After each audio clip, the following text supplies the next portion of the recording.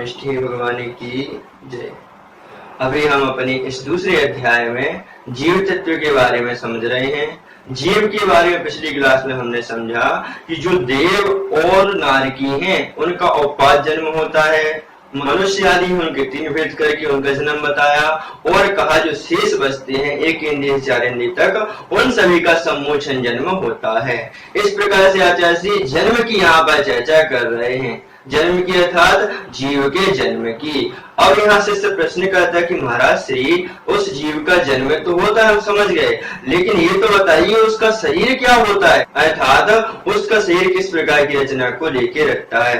तब आचार्य श्री इस जिज्ञासा के समाधान में आगे शरीरों के बारे में चर्चा करेंगे। तो आइए आज हम पूरे शरीरों के बारे में चर्चा करते हैं, शरीर की पूरी व्याख्या हम समझते हैं। क्लास क्रमांक 13 और अध्याय 2 हम पढ़ ही रहे हैं। सूत्र है 36वां। आइए शरीरों के कितने नाम होते हैं, कितने प्रकार के शरीर होते हैं, उनको हम समझते हैं। देखिए सूत्र क्रमांक 36, औदारिक वैक्रियकाहारक तेजस कर्मणानि शरीराणि। पढ़िए, औदारिक वैक्रियकाहारक तेजस कर्मणानि शरीराणि। संधि विच्छेद, वैक्रियकाहारक तो वैक्रियक आहारक, दीर्घ संधि हो जाने से यहाँ पे वैक्रियक आहारक हो गया।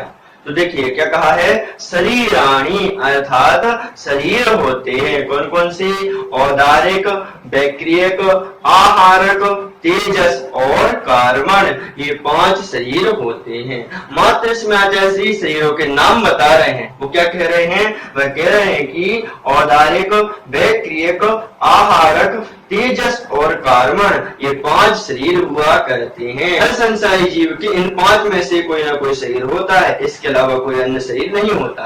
तो हम समझे औदारिक क्या है। औदारिक शब्द उदार से बना है। उदार अर्थात स्थूल, अर्थात जो शरीर किसी के द्वारा रोका जाता है अथवा कोई वस्तु उसको रोक सकती है उसको हम औदारिक शरीर कहते हैं। जैसे हम इस दीवार के बाहर नहीं जा सकते क्योंकि हमारा शरीर तो स्थूल है, इस कारण से हम इस दीवार को छेद के नहीं जा सकते। हाँ, यदि इसमें गेट होता तो हम अंदर से बाहर जा सकते थे। इस प्रकार से इसमें समझना कि जो दूसरे को रोकता है और खुद रोकता है उसका नाम है औदारिक शरीर। दूसरे को कैसे रोकेगा, इस पेन को हम अपनी बॉडी के बाहर नहीं निकाल सकते। क्यों नहीं निकाल सकते, क्योंकि हमारा जो शरीर है स्थूल है, औदारिक है। तो यह औदारिक शरीर मनुष्यों का और तेयंचों का हुआ करता है। औदारिक अर्थात जो रोके और दूसरों को रोकता है।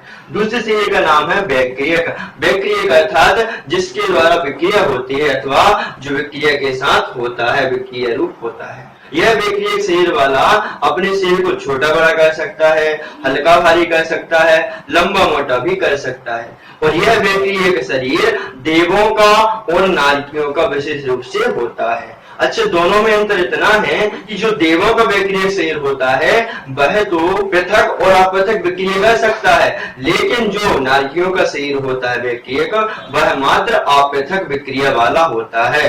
अर्थात नारकियों का अपृथक विक्रिया वाला वैक्रियक शरीर है और देवताओं का दोनों प्रकार का विक्रिया और अपृथक विक्रिया दोनों प्रकार का हुआ करता है। वैक्रियक शरीर में हम क्या समझे, जो शरीर विक्रिया के साथ होता है।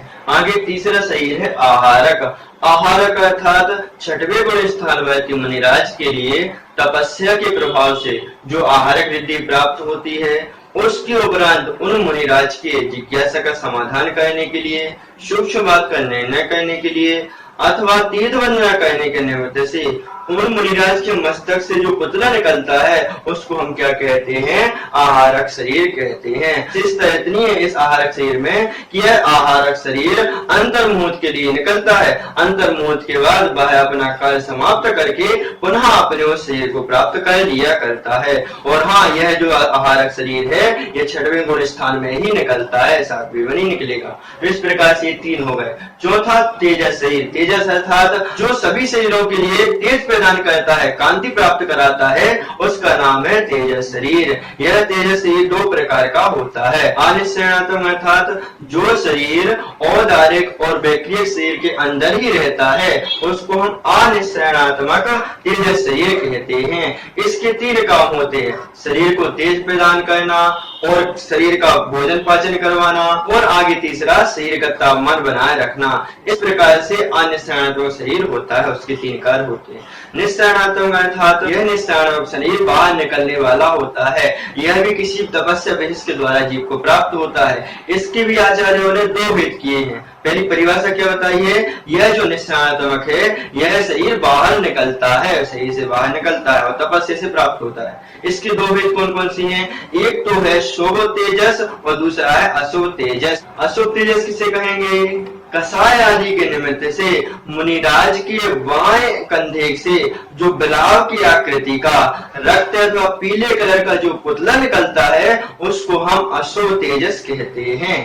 और यह मुनिराज के बाएं कंधे से निकलेगा और निमित्त क्या होगा? कसाय आदि के कारण निकलता है। यह विनाश के निमित्त से ही निकलता है और इसका रंग पीला अथवा लाल हुआ करता है। विद्वान मुनि के बाएं कंधे से जो पुतला निकला उसने पूरी द्वारिका को भस्म कर दिया। यह था अशुभ तेजस। और शुभ तेजस इससे उल्टा होता है। शुभ तेजस की शंका का समाधान करने के लिए, दुर्भिक्ष आदि दूर करने के लिए महाराज के दाएं कंधे से सफेद और बिलाव की आकृति का सफेद पुतला निकलता है, उसको हम शुभ तेजस कहते हैं। यह शुभ कार्य करने के निकलता है और यह अशुभ कार्य करने के लिए निकलता है। यह शुभ तेजस बहुत ही सौम्य आकृति का होता है क्योंकि इसका कार्य तो शुभ कार्य करना होता है। इस प्रकार से यहाँ पे चार भेद बता दिए, अर्थात औदारिक, वैक्रियक, आहारक, तेजस और आगे कर्मण शरीर। कर्मण अर्थात ज्ञानावरण आदि कर्मों के समूह को हम कर्मण शरीर कहते हैं। इस प्रकार से ये पांच शरीर हो जाया करते हैं, औदारिक, वैक्रियक, आहारक, तेजस और कर्म। औदारिक में स्थूल रहता है बहुत, वैक्रिय में विक्रिया निकलती है, आहारक में आहारक टाइप का पुतला निकलता है,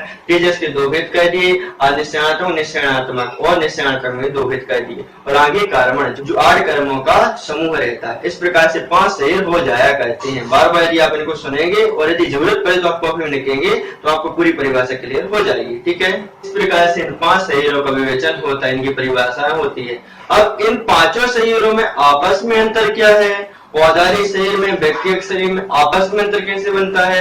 तो इस बात का खुलासा करने के लिए आचार्य श्री ने 37वां सूत्र कहा है, उसको हम देखते हैं। इसमें क्या कह रहा है आचार्य श्री? शरीरों की सूक्ष्मता बता रहे हैं। एक शरीर से दूसरा शरीर सूक्ष्म है, इस बात को हम देखते हैं। आइए, परम परम सूक्ष्मम, पढ़िए, परम परम सूक्ष्मम। इस प्रकार से सूत्र का अर्थ है औदारिक शरीर से परम परम आगे के शरीर, यहाँ पे शब्द दिया परम परम, तो औदारिक शरीर से आगे के शरीर सूक्ष्मम, सूक्ष्म अर्थात छोटे छोटे होते हैं। अर्थात औदारिक शरीर के आगे जितने भी शरीर हैं, कौन कौन से? औदारिक से आगे वैक्रियक, आहारक, तेजस और कर्मण है। इनके आगे जितने भी शरीर हैं वह परम परम सूक्ष्म हैं, अर्थात उनसे और छोटे छोटे हो जाया करते हैं। इसलिए कह रहे हैं कि आगे के शरीर परम परम कहा तो आगे के शरीर सूक्ष्म सूक्ष्म हो जाते हैं। अर्थात जितना औदारिक शरीर रहेगा उससे सूक्ष्म वैक्रियक शरीर रहेगा, जितना वैक्रियक शरीर रहेगा उससे सूक्ष्म आहारक शरीर रहेगा, आहारक शरीर से सूक्ष्म तेजस शरीर रहेगा और तेजस शरीर से सूक्ष्म कर्मण शरीर होता है। तो बात क्या हुई? सूत्र का क्या हुआ? औदारिक शरीर से आगे के जितने भी शरीर हैं वह सभी एक के बाद सूक्ष्म से सूक्ष्म हो जाया करते हैं। इस प्रकार से सूत्र का अर्थ हो जाता है कि औदारिक शरीर से परम परम आगे के शरीर सूक्ष्म छोटे छोटे होते हैं और छोटे छोटे हो जाया करते हैं। शिष्य पूछता, महाराज जी कैसे शरीर छोटे होते हैं? स्पष्ट बात क्लियर नहीं हो रही। तब आचार्य इसी बात को खुलासा करने के लिए आगे के सूत्र कहेंगे। अब इसके बाद जो सूत्र कहा है उसके हम देखते हैं। सूत्र के मान का इसमें क्या कह रहे हैं आचार्य श्री? औदारिक आदि 3 शरीरों के प्रदेश कितने होते हैं? इस बात का खुलासा करना है ना, क्योंकि औदारिक से आगे शरीर सूक्ष्म है, तो इस बात को खुलासा करने के लिए आचार्य श्री कह रहे हैं औदारिक आदि 3 शरीरों के प्रदेश यहाँ पर बता रहे हैं। देखिए, प्रदेश तो संख्ये गुणम प्राक तेजसात, पढ़ लेते हैं। प्रदेश तो संख्ये गुणम प्राक तेजसात, इसमें एक ही संधि विच्छेद है।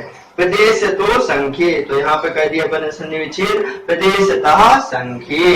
देखिए सूत्र का अर्थ, प्रदेशतः शब्द दिया है, प्रदेशतः प्रदेशों की अपेक्षा से, तेजसात प्राक, यहाँ पर शब्द दिया तेजसात प्राक, तो तेजसात प्राक अर्थात तेजस से पहले पहले असंख्य गुणम, असंख्यात गुना है। अर्थात प्रदेशों की अपेक्षा से, प्रदेशों को हम लेके चले तो तेजस से जो पहले पहले शरीर हैं वह शरीर असंख्यात गुणे होते हैं प्रदेशों की अपेक्षा से। तेजस से पहले अर्थात इस तेजस से पहले जो तीन शरीर हैं, ये तीन शरीर क्या है? संख्य गुणम, असंख्यात गुणे होते हैं। अर्थात औदारिक शरीर से आगे जो वैक्रियक शरीर है वह असंख्यात गुणा होगा, और वैक्रियक शरीर से आगे जो आहारक शरीर है वह भी असंख्यात गुणा होता है। इस प्रकार से तीन शरीर की बात यहाँ पे कर दी कि जो औदारिक शरीर है उससे असंख्यात गुणे किस में रहते हैं? वैक्रियक शरीर में प्रदेश रहते हैं, उसकी असंख्यात गुणे आहारक शरीर में प्रदेश रहते हैं। इस प्रकार प्रदेशों की अपेक्षा जो तीन शरीर हैं उनमें ये अंतर आता है, लेकिन सूक्ष्मता की अपेक्षा औदारिक शरीर से सूक्ष्म क्या है? दूसरे नंबर का ही अवैक्रियक शरीर सूक्ष्म है, और तीसरे नंबर का आहारक शरीर सूक्ष्म है। उसके बाद प्रदेशों की अपेक्षा बात करें, औदारिक शरीर से अधिक असंख्यात गुना वैक्रियक शरीर में प्रदेश होते हैं, और वैक्रियक शरीर से असंख्यात गुना आहारक शरीर में प्रदेश होते हैं। तो यहाँ पर इन तीन शरीरों की औदारिक, वैक्रियक, आहारक, इनकी व्याख्या यहाँ पर विशेष रूप से आचार्य ने कर दी। इस प्रकार से यहाँ पे कथन हो गया। अच्छा, प्रदेश क्या है? तो जितने पुद्गल परमाणुओं से मिलकर शरीर बनता है उसको हम प्रदेश कहते हैं। तो यह प्रदेश औदारिक शरीर से असंख्यात गुणे वैक्रियक शरीर में, और वैक्रियक शरीर से असंख्यात गुणे आहारक शरीर में हुआ करते हैं। इस प्रकार से यहाँ पे तीनों सूत्रों की व्याख्या हो गई है। आज की क्लास में हमने शरीरों की व्याख्या की कि शरीर 5 प्रकार के होते हैं। औदारिक में वह स्थूल रहता है, वैक्रियक में वृत्तीय करता है, आहारक में उसका पुतला निकलता है, और तेजस में 2 प्रकार के पुतले, निश्चयात्मक, अनिश्चयात्मक भी हमने चर्चा की, और कार्बन में 8 प्रकार के जो कर्मों का समूह होता है उसको कार्बन शरीर कहते हैं। इनकी विशेषता यह है कि आगे आगे जितने भी शरीर हैं वह छोटे छोटे हो जाते हैं, सूक्ष्म सूक्ष्म होते हैं। और तीन शरीरों की यहाँ पर विशेष रूप से कथन कर दिया कि प्रदेशों की अपेक्षा औदारिक शरीर से असंख्यात गुना वैक्रियक, और वैक्रियक से असंख्यात गुना आहारक शरीर होता है। इस प्रकार से यहाँ पे शरीरों की व्याख्या हो गई। और आगे के जो शरीर रह गए तेजस और कार्बन, इनकी क्या चर्चा है तो इसकी चर्चा हम आगे की क्लास में करेंगे। आचार्य ने आगे सूत्रों में भी इस बात का विवेचन किया है। अतः आप सिंपल रूप से समझना चाहते तो अपने पास पेन कॉपी रखें, नोट डाउन करें, और वीडियो को 2-3 बार यदि देखते हैं तो आपके लिए पूरी बात क्लियर हो जाती है। और हाँ, यदि कोई बात क्लियर नहीं होती है तो आप कमेंट बॉक्स में कमेंट जरूर कीजिए, समय अनुसार आपकी उस जिज्ञासा का समाधान जरूर किया जाएगा। इसके साथ साथ आप इस वीडियो को शेयर कीजिए, चैनल को सब्सक्राइब कीजिए, और जितना आप शेयर करेंगे उतना ही लोगों को, अन्य लोगों को श्रद्धा करने का मौका मिलेगा। अतः आज की क्लास के लिए हम यहाँ पर विराम देते हैं, आगे की क्लास में हम और पढ़ेंगे। ठीक है, जय जिनेंद्र।